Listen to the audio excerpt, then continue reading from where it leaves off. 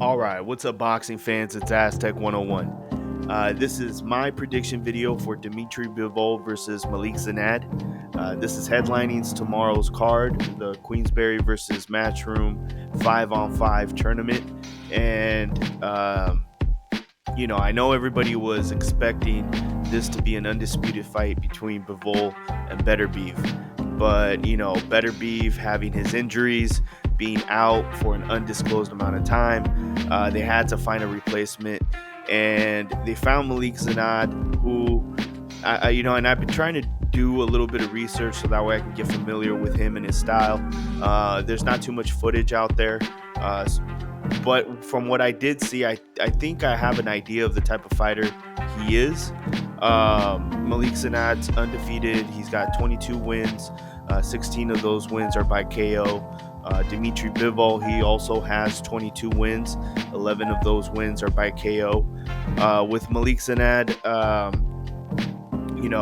there's not much to go off of.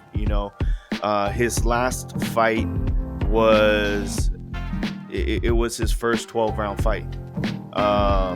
He's been doing 10 rounders, 8 rounders, and he doesn't really have that much experience going into the championship rounds. So this is going to be interesting for just to see how Zinad reacts later in the rounds. If most likely Bivol is not going to get a knockout in this fight. Bivol hasn't gotten a knockout in a while, and Zinad is a young fighter. The one thing I don't like, though, is that he fights with his lead hand down. Malik Zinad physically and stylistically kind of reminds me of a slower version of David Benavidez. He's got the reach, he's got the height, and when he wants to, he can throw with force and velocity. But I just don't like that Malik's stance, his natural stance. He keeps his lead hand down. I mean, maybe it's worked for him. Maybe he's able to do that with the other fighters on his resume, but I don't know. I don't think that's going to be a good idea to have that lead hand down against Dmitry Bivol. I think he's going to have to incorporate a high guard in this fight, especially if you want to, block or at least have a chance of blocking some of those jabs, because, Bivol likes to throw, a couple jabs, every now and then follow through with a combination. And, he's pretty active. So, everybody is expecting Bivol to win. This prediction video is almost unnecessary, right? But I do have to say, even though I'm predicting Bivol to win, just like everybody else would, I wouldn't be surprised if we end up finding a new fighter to like in the light heavyweight division. I mean, we're going to find out. Either Bivol pulls them apart and, Malik Zinad does not make a good show for himself, and, people don't want to see him fight again.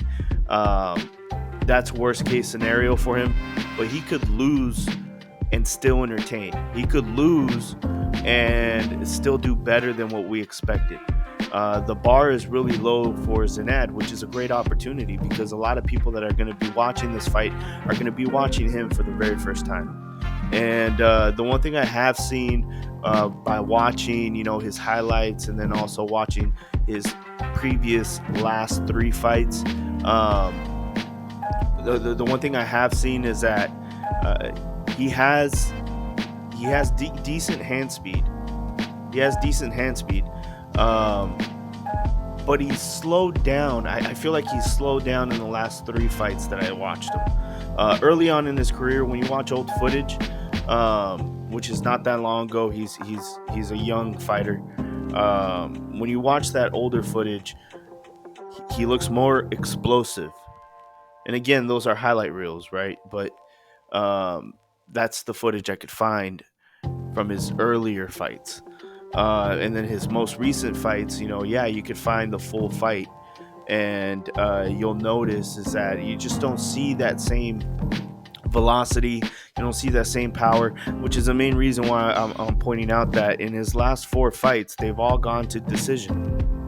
So he's still on his winning streak. He's undefeated, but it's been 4 fights since his last KO. I don't know if that means anything, but that's just something I noticed.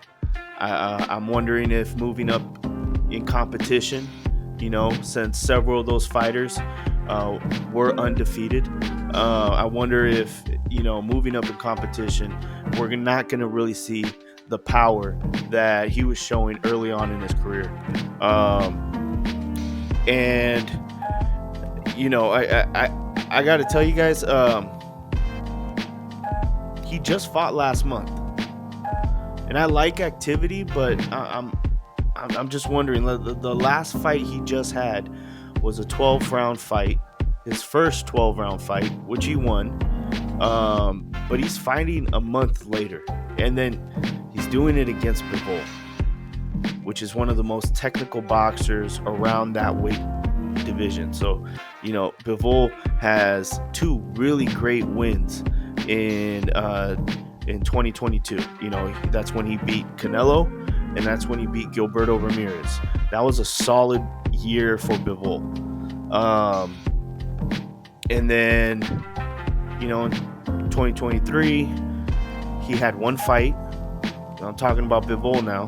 Bivol had 1 fight, and that was against Lyndon Arthur. So, Malik Zinad is right now coming into this fight after a month. And then you have Bivol, who since Ramirez, which is a year and a half ago, has only had 1 fight. That's Bivol's, this is his most least active time in his professional career.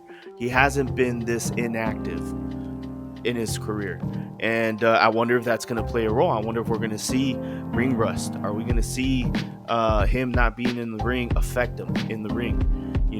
Yeah, he's fighting someone that he should be beating, but could there be moments in this fight where maybe Zinad is able to get in there and hurt him because Bivol hasn't been active? I don't know. That's something that could be thrown out there, but I'm sticking to my guns on this one. I honestly believe that Bivol is going to beat Zinad. I'm hoping that Zinad proves me wrong. Come in and show us a good fight.